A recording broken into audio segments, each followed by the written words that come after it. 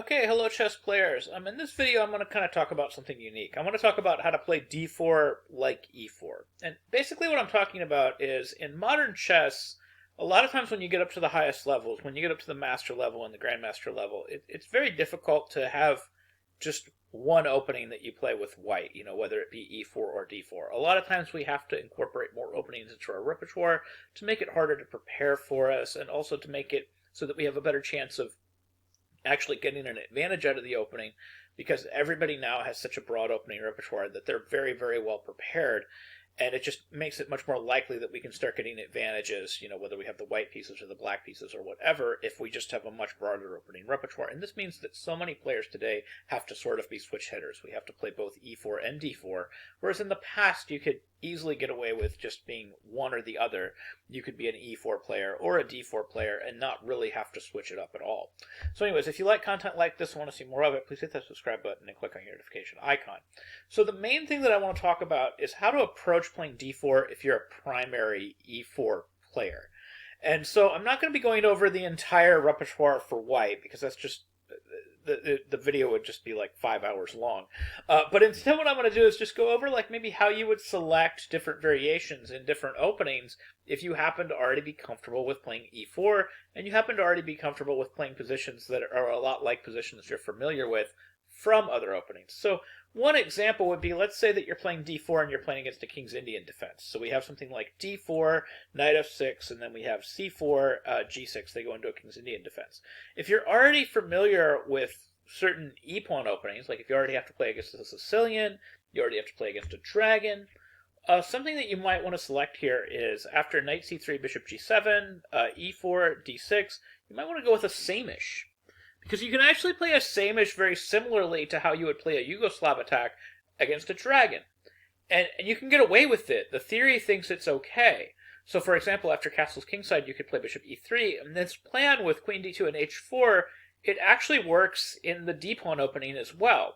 Now what's interesting is you don't see d-pawn players do this so much. You don't see d-pawn players play this plan, because of course when you're a d-pawn player and you're exclusively a d-pawn player, you're a lot more used to just playing positionally.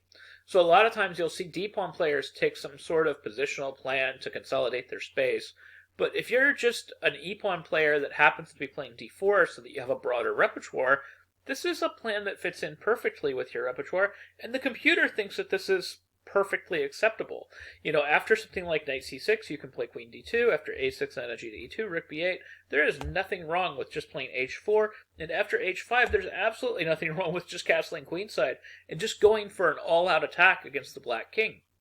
This is a totally acceptable way to play the white pieces. And this isn't the only place where you can approach things like that. As a matter of fact, like this whole complex of openings, like the King's Indian and even the Grunfeld, like knight f6, c4, and let's say we've got the Grunfeld with something like g6, knight c3, d5, they play a Grunfeld.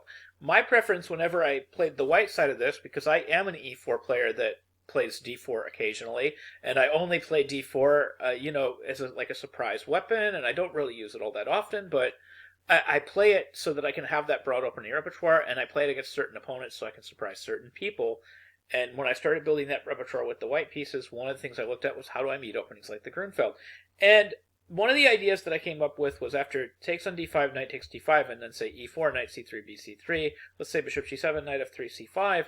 One of the things that I noticed was, if I just give up this pawn on c3 without a fight, suddenly I can play the positions a lot more how I'm used to. Again, going back to that whole how to play, e-pawn openings like in a Yugoslav setup, etc. I don't feel this urge to play the position positionally to like win an extra pawn or end up with my king somewhere in the middle of the board, but I have a slightly better structure. I don't play chess like that normally with e4. Normally I play for mate or something. And so how can I do that in these positions? And so that led me to look at lines like, for example, rook b1, castles, just bishop c4, knight c6, play a move like d5, and just say, okay, if you want to take this pawn, you can take it. In fact, you can take it with check. I don't really care. The point is that when they do take this pawn with any number of move orders, like let's say, for example, they were to play like knight a5, bishop e2, and then bishop c3, bishop d2 takes, queen takes, let's say they play bishop g4, I can actually just continue playing chess the way I'm used to. H4 is fine. And it's actually the theoretical move. It's supposed to be the best move. And it's been played by a lot of heavy hitters. This is a mainline theoretical way to play the Grunfeld with white. And again, it's coming back to ideas and concepts that I'm already familiar with, playing e-pawn openings, that I'm already familiar with playing against openings like the Dragon, that I'm already familiar with things like in the Sicilian Defense and things like that. So another piece of advice that I have for people that are playing d4 and they're converting, people that are used to playing e4 and they're converting to d4, is you can do things to simplify your preparation.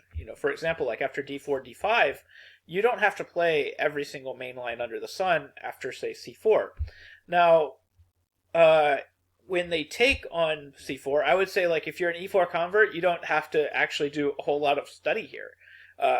You can just play something like knight f3, and then you're going to be playing an isolated queen pawn opening. For example, knight f6, e3, e6, bishop takes c4, c5, castles, we'll say a6, a4, knight c6, queen e2, queen c7, rook d1. And for most, e-pawn players, if they play c takes d4, e takes d4, and you end up with an IQP, you end up with IQPs and double e-pawn openings all the time. So playing an IQP is nothing new. You end up with IQPs in, Caro-Kanns, French defenses, things like that.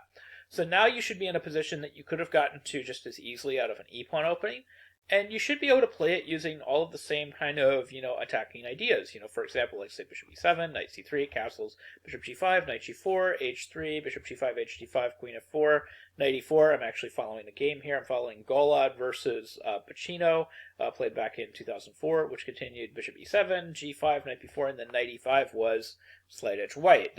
There were like a few mistakes that happened after this, but, white has good attacking chances, and this is the type of position that you would see out of a double e-pawn opening where we simplify into an IQP and we have some crazy attacking chances for both sides. And that's kind of what happened. So another thing is, like, you don't always have to play, crazy attacking chess just because, okay, I play e4, I'm used to playing crazy attacking chess. One thing that you can do is you can simplify your preparation by just playing structures and positions that are oversimplified. So, like, after d4, d5, c4, let's say they play e6, you can just exchange. The exchange variation is like a really good sign that you're playing against somebody that's a converted e4 player. Because there are tons of converted e4 players that I know that will immediately put the exchange variation into their repertoire because they're like, wow, I cut down on the theory, like an enormous amount of theory by just putting, just exchange in my repertoire. And the positions are incredibly simple.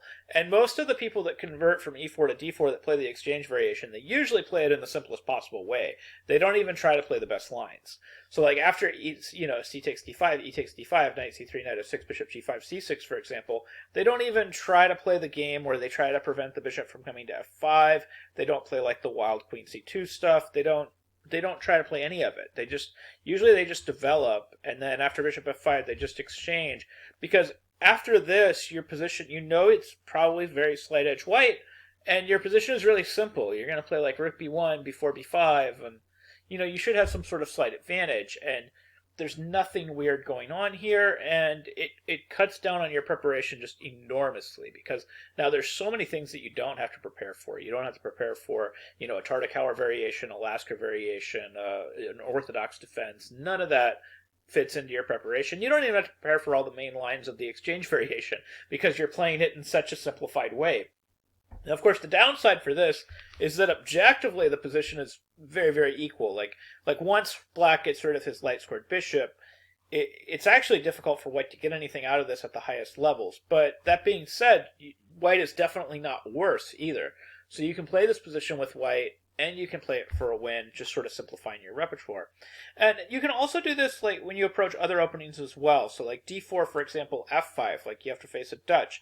Just play knight c3, play for e4, and then either make them play a stonewall or allow you to play e4, and then again, you're reaching a position that maybe you could have reached a very similar type of position out of a French defense or something very similar. There's also people that will try to reach a Dutch from a French defense, they'll play a move like e6 in a position like this. And what's funny about that is you can say, "Oh, well, I'm an e-pawn player, so let's let's just turn this into a French." So there are plenty of situations where people will play e6 or d6 against d4, trying to transpose into something, because they don't think that you're going to play e4. Because again, most people that play d4 do not play e4. But if you're an e4 player that happens to play d4, this is something you can incorporate into your repertoire, and it's kind of funny because people don't expect it. They don't expect you to play e4 against e6, d6, and g6. They expect you to play, a lot of d-pawn players will play c4 because they don't play e4, and they don't have perks, they don't have moderns, they don't have French defenses in their repertoire. If you already have them in your repertoire, you can meet all these moves with one e4. So anyway, so this is kind of how to play d4 like e4. I hope you found this helpful. If you are switching from e4 to d4, maybe this will give you some ideas, and maybe this will help you in the transition and help you with what kind of openings you should be looking at and how you should be looking at incorporating stuff that you're already good at into playing your d4 openings. Anyways, I hope you found this video helpful. I hope you learned something new about chess. Thank you very much for watching.